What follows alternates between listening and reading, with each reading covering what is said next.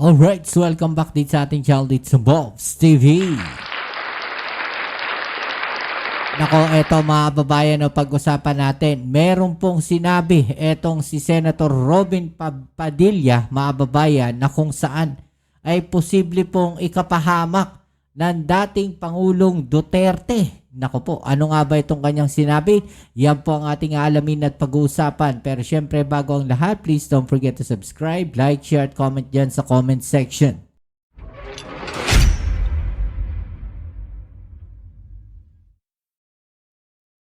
Okay, so ito mga babayan, tayo nagbabalik no dito sa ating channel dito sa Mobs TV. At ito pag-usapan natin mga babayan, ito pong sinabi po netong si Senator Robin Padilla na di umano ay po pwede po o posibleng ikapahamak no netong si Digong diyan po sa ICC.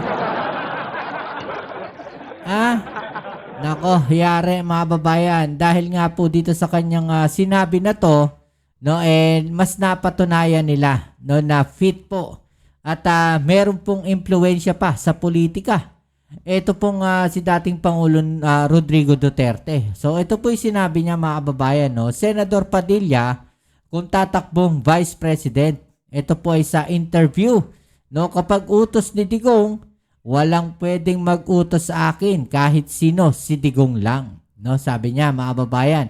Kasi ayaw ko talaga ng politika. Alam naman lahat ng nanay ko, alam ko yan, nanay ko alam yan. Mga kapatid ko, asawa ko. Basta sinabi ni Digong, susunod ako. Okay. Ayaw daw niya sa politika mga babayan. Bakit siya tumakbong senador? No, in the first place, yan po yung tanong. Sorry po, idol ko po talaga itong si Senator Robin Padilla. Pero, hindi ko po siya binoto. Hindi po kasi ako mahilig sa mga, lately hindi na talaga ako mahilig sa mga sa mga artista dahil nakita na natin yung performance eh. 'Di ba? Sorry po pero idol ko to itong si Senator Robin Padilla. Pagdating po sa pelikula, talagang napanood ko, marami sa mga pelikula niya napanood ko mga babayan, no? Hindi ho natin maiaalis yan. Pero sa politics sorry, hindi ko po siya binoto. At maidagdag ko na rin po mga babayan, kaya po nanalo itong si Senator Robin Padilla sa politika bilang senador. No, 'di ba? Andun siya sa kabilang partido. No, at doon po ay mahinang-mahina po siya. Mga babayan, hindi po siya hindi po siya gaanong napapansin no do sa kabilang partido. No, do sa ticket niya. No, ang ginawa po mga babayan para mas lalong umangat itong si Senator Robin Padilla ay sinama po siya, no, sa kampanya ng Uniteam. Lately sinasama na siya mga babayan, no, kaya siguro no lalong tumaas ang ratings at nanalo itong si Senator Robin Padilla. Kaya kung sasabihin nga na nag-number 1 siya o mataas ang kanyang boto, no, kaya siya nanalo bilang senador, yan po ay dahil din po sa Uniteam. Mga babayan. Pero kung doon lang ho sa kabilang partido, hindi ho yan mananalo. Okay, so balik tayo dito sa ating topic. Panoorin natin mga babayan. Ito pong interview niya, no? At dito sinasabi, no, pag utos ni Digong, basta't sinabi ni Digong, susunod daw po siya. No? O panoorin muna natin to. So, if it comes to that point na dumaan sa lahat ng hierarchy at mauwi po at magkaroon ng clamor sa inyo, are you open to it, sir, for a Duterte-Padilla tandem for 2028? Pag-utos ni Digong. Pag-utos ni Digong. Walang pwedeng mag-utos sa akin kahit sino, si Digong lang. Okay. Kasi ayaw ko talaga ng politika. Okay, so yan mga babayan, pag-utos daw po ni Digong. No? Dito makikita natin, no, na wala talaga sa taong bayan yung kanilang pagsisilbi. 'Di ba? Parang wala sa taong bayan yung serbisyo na kanilang ginagawa. No, kaya siguro ganoon na lang yung kanilang pagsamba kay Digong, no, dahil yun po yung utos sa kanila eh. 'Di ba? Ang ang target nila mga babayan ay pagsilbihan, no, si Duterte. Parang ganun lumalabas dito. Hindi pagsilbihan, mga babayan, no, ang taong bayan, ang Pilipino, ang Pilipinas. 'Di ba? Makikita nyo sa mga pananalita nila eh. Sa pananalita ni Robin Padilla. Kahit pa sabihin nila nagsisilbi sila sa sambayan ng Pilipino, pero at the same time, nandun pa rin. No? Andun pa rin mga kababayan na kailangan nilang pagsilbihan si Digong. Dahil kailangan nilang magbayad ng utang na loob ba? Tuloy natin. Alam naman lahat ng mga nanay ko, alam yan. Mga kapatid ko, asawa ko. Basta sinabi ni Digong, susunod ako. Talaga, sir. So, ganun kayo ka-obedient, sir. If sinabi po ni Pangulong Duterte, you will accede to it, sir. Yes, ma'am. Kasi yun, kaya naman ako nandito, ma'am, dahil sa kanya. Diba? Utang na loob nga. Diba? Utang na loob. Kaya lahat ng uyuutos sa kanya ni Digong, gagawin niya, mga babayan. Diba? Malinaw. No? Malinaw. Galing na mismo sa kanya. Diba? Na tumatanaw siya ng utang na loob kay Digong. Diba? Sir, push it further, sir, ha? In case nga po talagang iutos sa inyo, are you ready for a higher position po? Ay, pinanganak po tayong ready. Lalo na yan. Para sa akin, Vice President, hindi naman masyadong, yan, puro advocacy lang yan Parang ikaw ang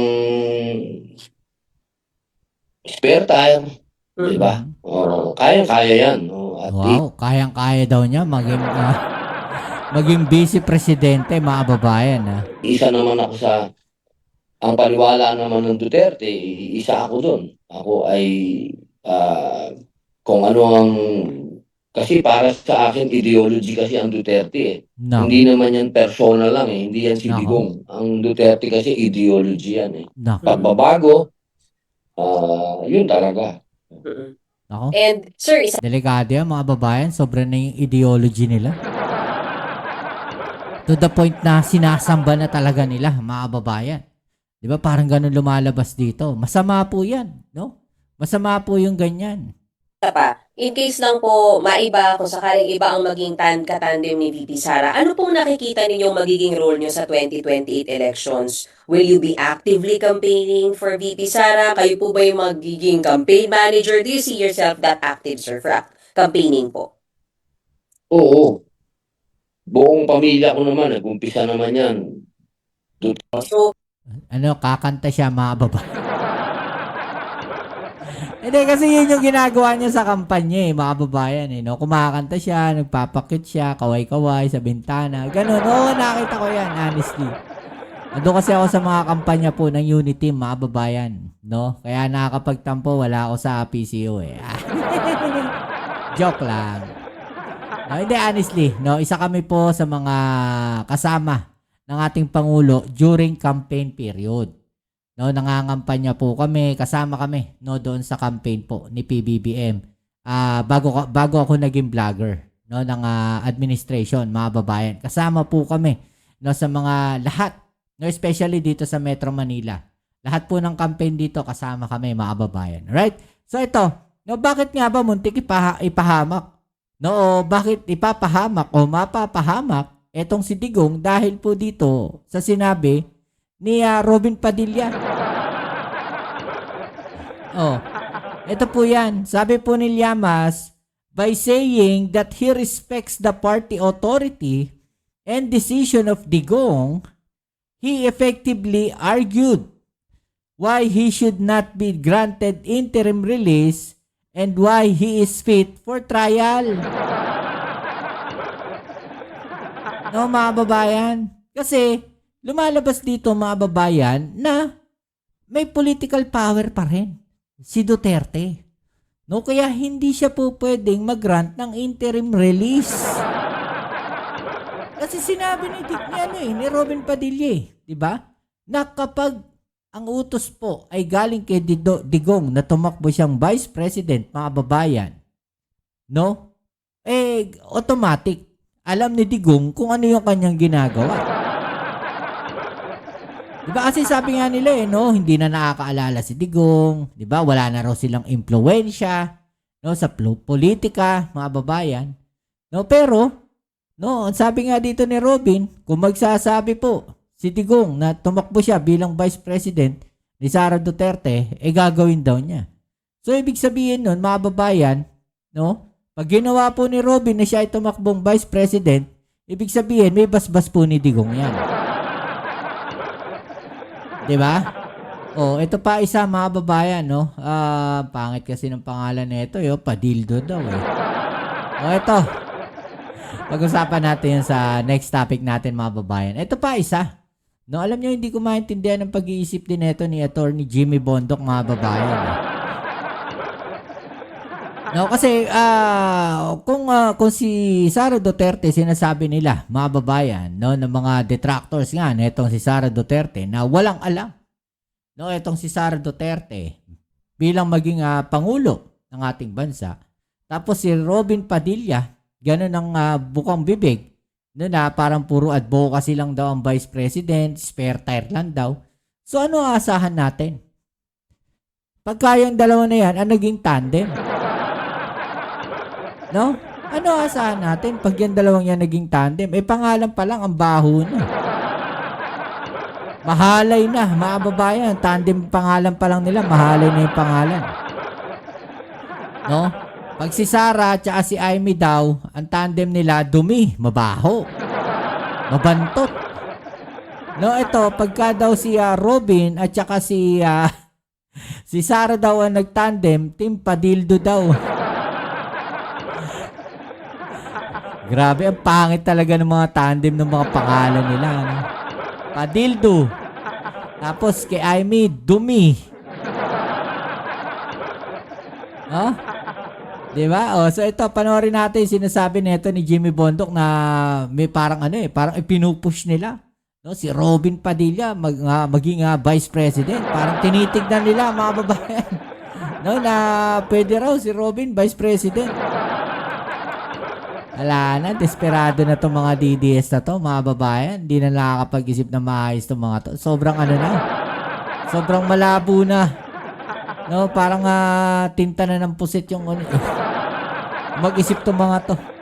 Kung merong national figure na pwedeng daw itandem, baka si Robin nga yun. Hindi kayo ba, hindi nyo ino-open yung possibility na Robin may also be the vice presidential katandem?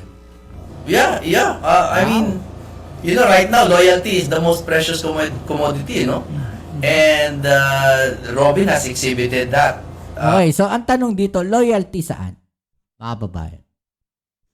Loyalty saan? Loyalty sa partido? Loyalty sa tao? O loyalty sa taong bayan? Di ba? Magtatakip na lang ba ng tenga at mata si Robin Padilla kung hahayaan, no, na manalo kunyari si Vice President Sara Duterte at hinayaan niya ang China na gawin ang mga gustong gawin dyan sa West Philippine Sea? Anong gagawin kaya ni Senator Robin Padilla pagka Vice President na siya? Magtatakip na lang ng tenga? Tatakip na lang ng mata? Magiging, tawag natin dito, bulag, pipi at bingi na lang ba siya? Dahil nga kailangan niya sumunod sa mga Duterte. Loyal siya sa mga Duterte. No, at alam naman natin na itong sila Duterte ay loyal po sa China. Diba? Pinupush nga nila yung China No? Pinupush nga nila na yung Pilipinas ay gawin na lang daw probinsya ng China. Diba? Republic of the Philippines, province of China. Diba? Ano gagawin ni Robin? Tatanggapin na lang na parang joke lang daw yun? And if you notice, there has been quite a reversal regarding the public opinion of Robin, even of certain political stalwarts, no?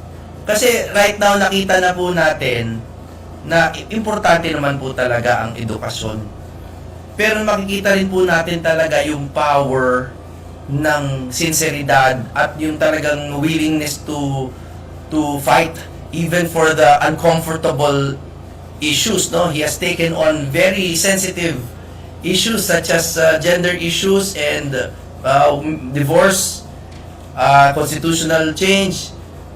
So, baka yun ang pinakamaganda rin again among the very good candidates for VP, because ang Vice President usually is an advocate, no? And si Robin is a very strong advocate of even difficult issues. Attorney, si Chicky Verhelto, no? Just Ma'am playing Chicky. devil advocate lang, attorney, no? Mm. Kasi kanina, humingi ng paumanhin. Effectively nag-sorry si VP Sara sa Taong Bayan dahil tinulungan daw niyang manalo si PBBM, no? Bakit siya dapat pagkatiwalaan ulit ng Taong Bayan? Baka magkamali na naman yung judgment niya. What a beautiful way to answer a calling, not to begin with the asking for forgiveness, no? Kasi wala namang perpektong tao. Okay, so yan mga kababayan, no? O ano palagay ninyo? No, iboboto nyo ba? No, itong Team Padildo? Ha? O yan, Team Padildo daw. Ang pangit. No, so ayan, nakita natin mga babayan, no, na talagang nalagay sa alanganin. No, itong si Digong, sa sinabi po ni Robin Padilla at ayan nga yung banat nga ni no, ni Llamas, 'di ba? Ayon kay Llamas, pinarating lang nito na may impluwensya pa rin sa politika at nasa maayos na pag-iisip si Duterte. Oh, yari na. Okay, so hanggang dito na lang muna ang ating video ngayon. At i-comment na lang po sa ibaba ang inyong mga opinion at ating yung pag-usapan. Alright, ito po muli ang inyong Kuya Mobs sa Mobs TV. Peace. I'm out.